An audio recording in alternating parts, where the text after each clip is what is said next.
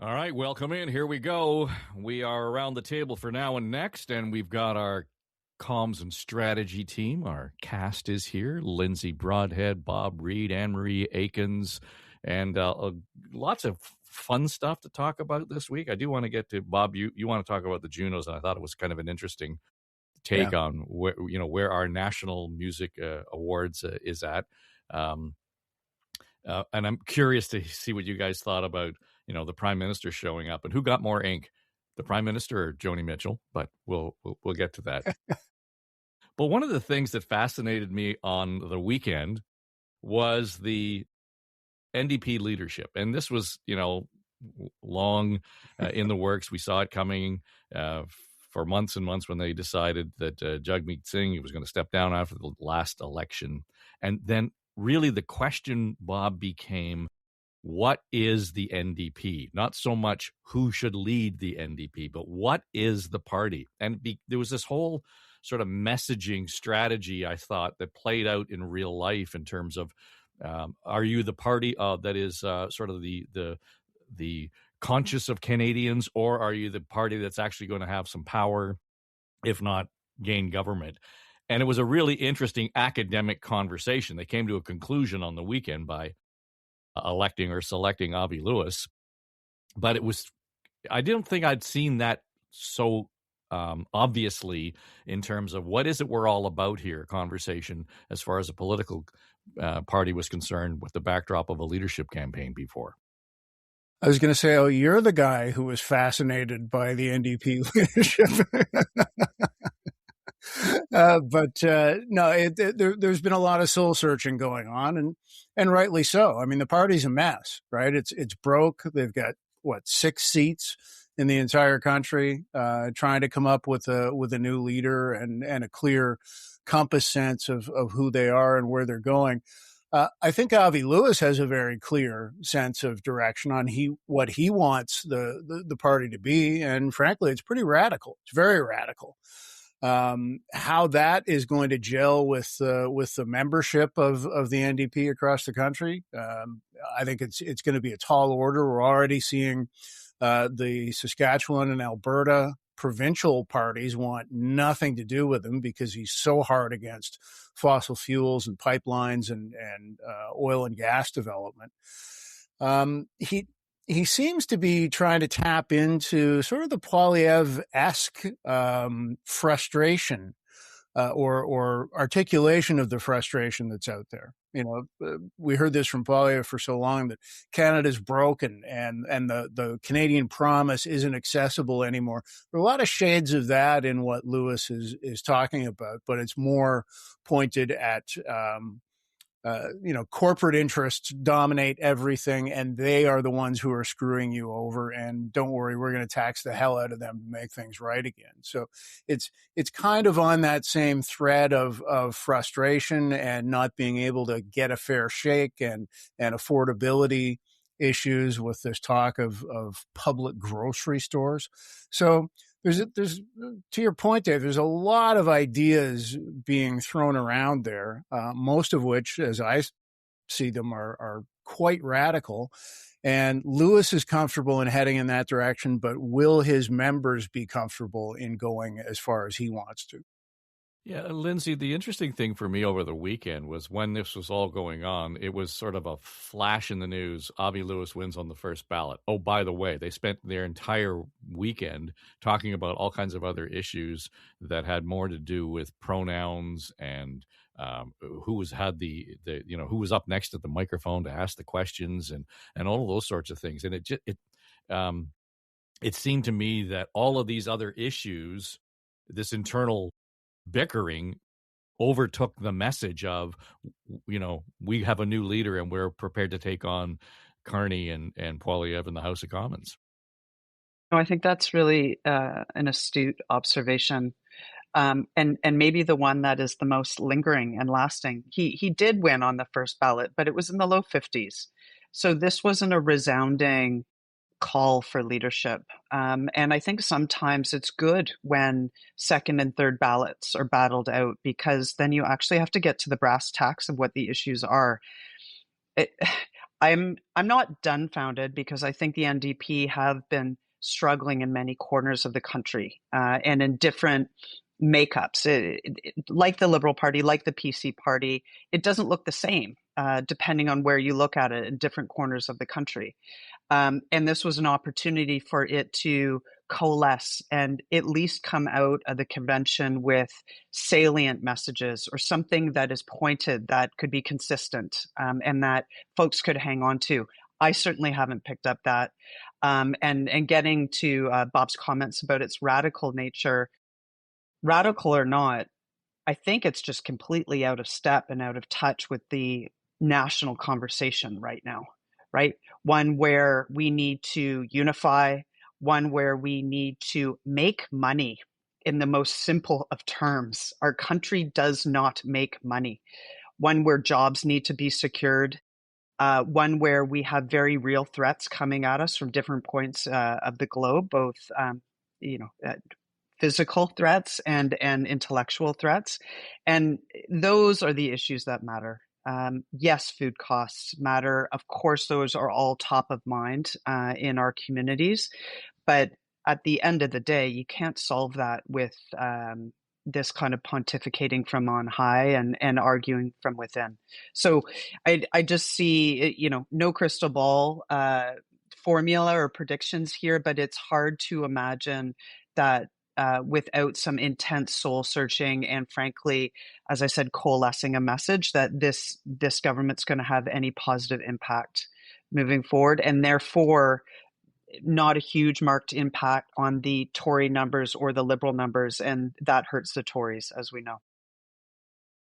A few weeks ago, Anne-Marie, we were talking about, the efficacy of the message versus the messenger, that if, we had put the Davos speech in the mouth of Justin Trudeau, it never would have resonated the same way it did when it came out of Mark Carney. I begin to wonder if it's not the same thing for the NDP right now, particularly, Avi Lewis trying to harken back to Tommy Douglas, et cetera. It just doesn't, it's great to be swinging for the fences. But Wab Kinew, the NDP premier in Manitoba, put it rather bluntly, the best way to get ahead is to win. I mean, he pretty much said, if you're actually going to do anything, make sure you win first and foremost. Yeah, that's exactly right. I really struggled with this topic because I think you said it, Dave. No, we weren't really paying attention to it because they have kind of become irrelevant, and that saddens me, because I am a firm believer the stronger our opposition parties are, the healthier democracy is. Whatever level of government you're talking about, we really need people to they hold strong oppositions hold our government to account. They often speak for the people. And I don't think electing Avi Lewis is going to kind of do that. He comes from a very well-known family, married to a well-known author, considered, his roots are very much in he speaks to his roots, but he doesn't speak, I think, for average Canadians who are afraid about their jobs and paying their bills and buying groceries. And I just don't think he's speaking that language. And they really haven't learned, I think, from what, as Lindsay said, that what Canadians are worried about right now. And that's why we elected Mark Carney, because of his centrist, his safer, his his business acumen and that sort of thing. And so I don't think this is going to signal, for a couple of reasons. Wab Kinew kind of, that I thought right out of the gate, they don't even know who they are yet. And that's sad. And number two was his refusal to run for one of the local by-elections in Toronto. There's 3. He's refusing. He says now's not the time, and he talks a good explanation about why he's not doing it now. But everyone knows why he's not running is because he doesn't believe he can get elected, and that is a killer for any new leader of a party if you can't get elected. I just don't see much success. It doesn't give me hope for the NDP in a strong opposition. Well, again, Bob, you go back to the comms messaging. I mean, you want to be the leader, but you don't want to be sitting in the House of Commons. You don't want to run for a seat in a by-election. And the press now is that maybe he should be putting his name in the hat to run when Nate Erskine-Smith steps aside and runs provincially. So there will be an opportunity for him in Toronto. It's familiar political stomping ground for him. But it just the whole message around that, plus, to your point, this divergence of brand between the provinces and the federal party. I thought it was interesting to hear. I don't know how many times I heard over the weekend, the Prairie New Democrats. This had become a brand as opposed to, up until recently, if you were a New Democrat in Atlantic Canada, you were a New Democrat in British Columbia. That has really split right across the country. And that's the reality he's dealing with. It's a very fractured party. And it's going to be a huge communications challenge, I think, in finding the messaging that will resonate far enough and wide enough and consistently enough to really get them back on the rails. Because right now it seems to be a mishmash of I keep using the word radical, but I can't think of a better one. Ideas that, to Lindsay's point, I think are out of step with where most Canadians are at. Justin Trudeau was big on principle and virtue signaling. A lot of people called it, and rightly so to a big degree. And a lot of that stuff just didn't wash. And I'm hearing a lot of the same kinds of things from Avi Lewis. And it makes me sort of shake my head and say, that playbook's been tried and it fell apart. So you really need to take a different tack here, and maybe check some of those more fringy commitments at the door for a while you coalesce, while you try and build a base that is more substantive than this jigsaw puzzle that they've got right now. Well, and just to sort of make the point on the messy messaging and confusion around it, there's a post on social media, and they're pointing out that one of the women on the floor got up to the mic and talked about defunding the Vancouver Rape Crisis Relief because it wouldn't admit men. I don't know where to go with that, but that was the tone and the quality of what qualified as debate and discussion. But to your point, Lindsay, it'll be curious to see whose head is above water when all this is said and done. I'm of two minds on the Air Canada story around Michael Rousseau. When it first came out and he made his comments after the LaGuardia crash and 2 pilots were killed, I thought, boy, he just put a rake out in front of himself, Lindsay, not speaking French again. It's not the first time he's failed to do so. And then I heard, he was being summoned to Ottawa by a Commons committee and they wanted answers, et cetera. And I thought, okay, well, that's a bit of an oversight, an overstretch, that we're overreacting to it. But the more I get into it, the more I'm thinking, man, what the hell were you thinking? And who was advising him on a comms level? Either it's bad advice or he was ignoring it. Because to be in that job as long as he was, to be saying that he's been taking French lessons for as long as he was, and can't say 3 lines of condolence in French to the family of the killed pilot. My French is lousy, but I would have made an effort. That's right. Because, well, first of all, if Air Canada needs any comms counsel, I know a team of 3 who would be very willing to support them in their efforts. One of the most important underlying things for crisis comms, and it's very hard to teach, is tone. And how you connect with that audience, especially in the first moment, especially after someone's died. And the consensus here is that he missed the boat, no matter how you square this circle. Oftentimes I go back to one particular case study when I'm uncertain of where to fall on an issue. And it's the Lac Mégantic crash that happened many years ago in Sherbrooke, Quebec, I believe, close to Sherbrooke, Quebec. And a CEO, an English-speaking CEO, right out of Central Casting for Middle America, came up to Quebec, and first of all, he arrived days late. This was one of these cases honestly, Dave, I studied, followed it time by time by time. I was at that point in my career where I had the luxury of like, okay, I'm going to go deep and nerdy on this case. And he came up late. He was completely tone deaf to local issues. He hadn't been briefed on what mattered to the community. He didn't appreciate, he certainly didn't speak French, but he didn't appreciate, and this was the key to it, that cultural language nuance. And it was just riddled with error after error after error. And I encourage anyone and everyone to study that case, because if you want to learn about social media, if you want to learn about kind of traditional media, if you want to learn about anything, even though it's very dated in terms of tools we have today, I think so many lessons creep up from it.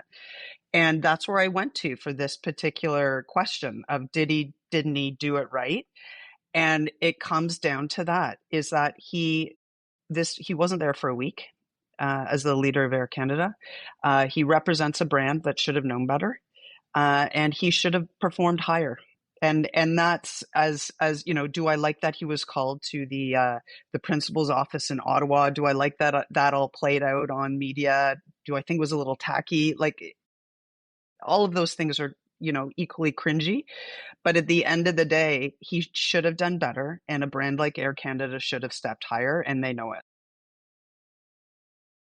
Well, and here's the problem: it is that if they did know it, they were willfully ignorant then, Anne-Marie, because this is not something new. Because we heard before in his apology, or the case maybe when he didn't speak French, I'm not good at it. Okay, then get good at it, or at least make the effort. And apparently the effort was being made. So his team was not aware that he couldn't speak the language, that he couldn't fumble through, at least make the effort. Yeah, I think I had a lot of thoughts came to mind. I was tempted to write about it, but the one I don't like the political overreach, as you guys have stated.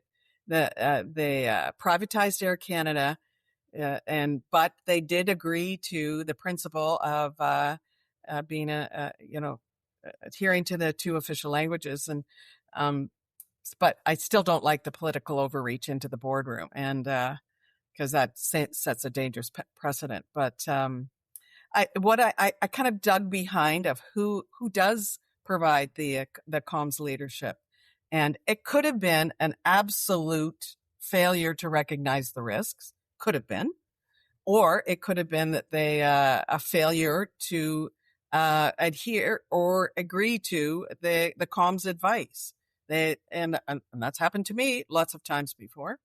But they have kind of two leaders, and the very top of it is in Air Canada. Her background, she covers HR and communications, which is odd, I think, in the first place. And ironically, her part of her title is that she is the official champion of official languages. So that's the top. The next kind of chief for just for comms is also a background in HR, and both of those individuals are French.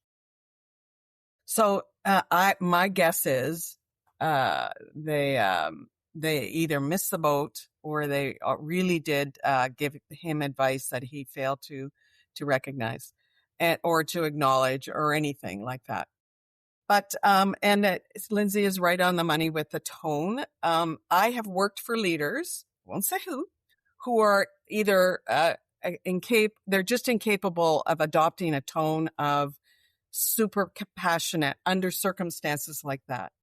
And I remember many, many times for different, not just Metrolinx, but for other organizations I worked with that had tragedies that they had to communicate about. And the leaders were just recognized in themselves that they were incapable of performing during very tragic circumstances. whatever, for whatever reason. And we recognize that. And I would be the person that would be speaking under those kind of circumstances. So they just made a wrong choice. Headline, they had subtext or whatever it's called underneath in the video. But why would you choose a video as your format to put out your statement from your CEO? Put it out in English and French, and then the person on camera, if they're not capable of adopting the correct tone and speak in both official languages, is not the CEO. That's just the way it is. He promised he would become bilingual when he was hired as the CEO, and he failed to do that. So I have to put it also on the board. So the comms people and the board did not, they continued to give him his $12 million in bonuses every year, in spite of the fact he failed to become bilingual. The last thing I want to say is I don't feel sorry for him. He has retired with a full pension because he was there for 20 years, and his salary was $12 million a year. He walks away with all kinds of shares of Air Canada and a millionaire. So I don't think we have to feel sorry for him. He made a big, colossal mistake at the end of his career, and he walked away, and he's actually still hasn't walked away. He's not going to walk away for months as yet, a millionaire. So I don't feel sorry for him.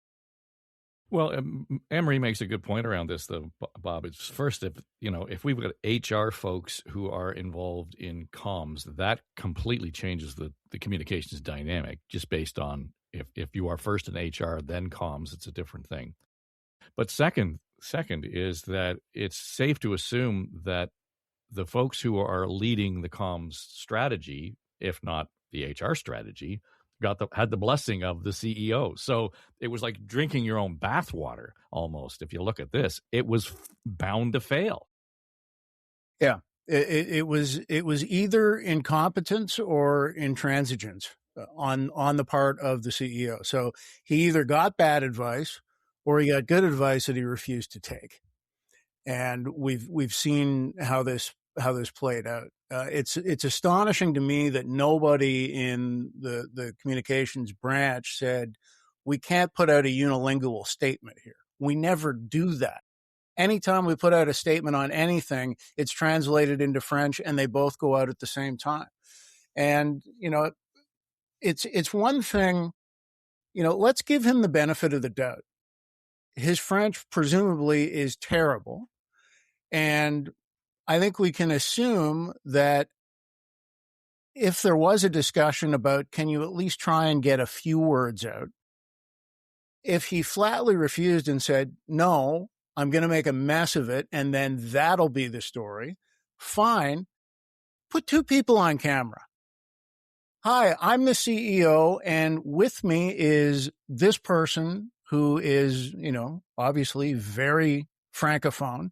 And we're here to talk about this horrible situation. He speaks in English. The other person speaks in French. They go back and forth. This would have been a non-issue. It's just astonishing to me that there were options that were easily doable, in my view, that didn't happen. The other thing we have to keep in mind, or I think recognize, is it wasn't just this one thing. This wasn't the firing offense that ended his career. This is the latest in a series of failures that go back at least to that speech in Montreal that was completely in English, and then had the audacity afterwards to basically say, I've lived in Montreal for over a decade, and I've never had to speak French. And that's the great thing about Montreal. Not his exact words, but that was the crux of it. It's a testament to Montreal that I haven't had to learn to speak French. That was so bloody tone deaf. And at that time, there was the commitment made to, I've been studying the language and I vow that I will get better at it and I will make some effort here. Clearly, that didn't happen. He's either incapable of getting better at French or just didn't put the hours in to do it. And finally, I think the board said, this guy has become now a substantive liability to our brand, and he's got to go.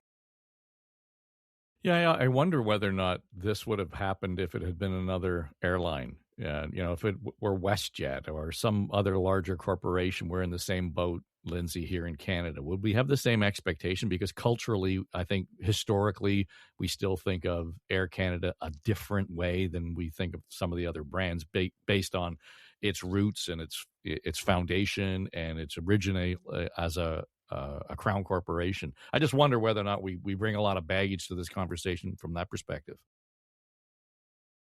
For sure. Like Bob said, there were expectations on this particular CEO. There were expectations on this particular board to defend the communications team. I think there's some excellent practitioners within both of those airline organizations. And as we all know, you can't lead the CEO to water necessarily. They have to. They're an autonomous entity that's leading the organization. They hear advice, but why they're in the seat is they're supposed to hear all their advice and then make the right and best, highest decision. So picking up on one point you made earlier, which I'd love to dwell on, and then I'll answer your WestJet question. The HR executive that has comms underneath, I'm not going to speak for that particular organization. And how it's structured, because I don't know it intimately enough. What I do know is that you should have communications at the senior executive table as its own entity for an organization of that size, full stop. And over and over and over again, I had a, kind of this blissful moment during COVID where it's like, they're getting it. Organizations are getting it. Right, because communications rose to the top. They were at the issues management table during COVID, and it was like, surely companies now are going to vacuum them in, and we're going to see, chief comms officers finally having a voice, and it's receded again. And I just, to anyone listening to this, I heed warning. And also opportunity. Your organization will be stronger if you have a CCO beside you, someone you trust. Back to the WestJet question. No, I don't think they would have been slammed as hard as Air Canada because, as I was saying, that the great observations that Bob and Anne-Marie made about the history there. However, still, if there are French pilots, taking off from French land and territory and community, where the a good deal of passengers will be French speaking. Tone, know your audience and who you're speaking to. It's simple and it's the right thing to do. Remember too, though, and this has happened in Canada in different peaks and troughs. I think we just happen to be in a peak right now where acknowledgement of Quebec issues and Canadian unity is at a high. Right. And that means it's extra sensitive. It feels extra acute right now. Yeah, well, for sure. And I think that's, there's a lot of sensitivity, and the political weaponization of the language in Quebec right now is rather opportunistic. There's no question about it. Over the weekend, the music community here in Canada gathered for the Junos. And for me, it's always been kind of that's nice. And to see who shows up. Monday morning, the headline was the Prime Minister was there giving the Lifetime Achievement Award to Joni Mitchell. I thought it was interesting, Bob. I heard more clips from the Prime Minister. I heard nothing on the radio in terms of what Joni Mitchell might have said or did or anything else. I don't even know if she spoke. I mean, I'm just taking it from the radio version of the coverage. But boy, he got a lot of good earned media. So it was a pretty good weekend for the Prime Minister in that setting, away from all of the nonsense around tariffs and everything else that was going on. Sure was a smart play by him to not only be there, but to be there specifically to honor such a Canadian icon as Joni Mitchell, and to have some genuine fun with it while he was at it as well. In the opening monologue, the host, whose name has just flown out of my head, but Mae Martin. They said Mae Martin. Thank you. They said, really stoked to have my parents here tonight as well. and the camera cuts to the audience, and it's Carney and Joni Mitchell. So yeah. he was playing along with it well. A great event for him to be part of and present for. And it came at a time when there's been a lot of discussion within the music community about how once careers really take off, then the big stars get too busy to come back for the Junos. Mm-hmm. And they talked about Drake and The Weeknd and one or two others who, and it's partly just the fact of life of their career stage and the demands and commitments that have been made that, can't be moved, can't be changed, that sort of thing. But then there's Michael Bublé, who always seems to be able to have time to not only be there, but to come and host the damn thing. So Carney's presence at this was wise, given that background discussion underway as well. Well, even in the aftermath, though, Anne-Marie, there was more conversation about who didn't show up as well, and whether or not that was a slight or whether it was relevant or not. So against that backdrop, having the Prime Minister there, having Joni Mitchell there, and Bob points out, Rush makes an appearance, which kind of emphasized, oh yeah, we be Canadian. It was just kind of a cool thing to see, but I just wonder whether or not people are offended after the fact that Bieber didn't show or Drake didn't show. I don't know. I think they forgot about it, frankly, because I have thought about the Junos way more than I have in previous years. But people were talking beforehand about who wasn't coming and how dare they, and they're always slighting the Junos. So there was a lot of discussion. But I think once the Junos happened, I lost track and didn't hear any criticism about who didn't show. And there was just so many intriguing, especially kind of from a communication standpoint, things that happened at it. And Carney's appearance was top for me in that was a brilliant choice. And I think that his comms team keep making great choices for him to really show Canadians his personality, which is becoming more and more endearing. You can't help but endear him. He was when May introduced them as as parents. It was just cut to them, and and he started blowing kisses. He had to nudge Joni to say tell her what was happening, because she had such a serious face on.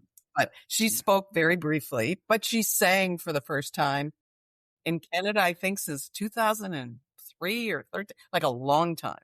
She hasn't sung in Canada. So she did sing. That was brilliant. It was brilliant things. The Drake videoed his video. So he hasn't appeared. If you know that he's had a long-standing feud with the Junos, and he was doing a tribute to Nelly Furtado, and it was a great tribute. He had to throw in his stupid little dig, but it was brief. So I tolerated because it was brief, mention about how they've snubbed him. But I think we'll probably see Drake maybe next year, or, I think that was a turning point. Some good communication effort there as well. So I think overall, their ratings probably went up, and certainly the next day people were talking about it a lot. I still am seeing clips of Carney, because he did stay. He didn't just come in and do a speech. He did a great speech. He stayed, and he was on stage, and he was sort of singing, I think, and kibitzing, and seemed to really benefit from that. People really, he was treated like a rock star there. So just like the rest of them. Well, you begin to wonder, though, Lindsay, do you want some sandpaper in the aftermath of the conversation about an event like that? Just because then there's a debatable. I mean, at least there's some kind of issue to chew on, whether Drake showed up or Bieber showed up. I remember one year, this is a long time ago, Gordon Lightfoot wins another Juno Award, and I think it was his 14th Juno Award, and whatever period of time over a decade. I remember him getting up to this podium, and whoever it was hands him the trophy, and he looks at it and says, "Well, like I needed another one of these." And it was just off the cuff. Gordon. That's what he said. But that's all people talked. Everybody expected Gordon Lightfoot to win, but of course, as soon as that came out of his mouth, what do you do? Yeah. And we get offended on our own behalf as Canadians because somehow we're diminishing our Canadian artists. So we're a funny crew when it comes to stuff like this. We are so fickle. We're so fickle.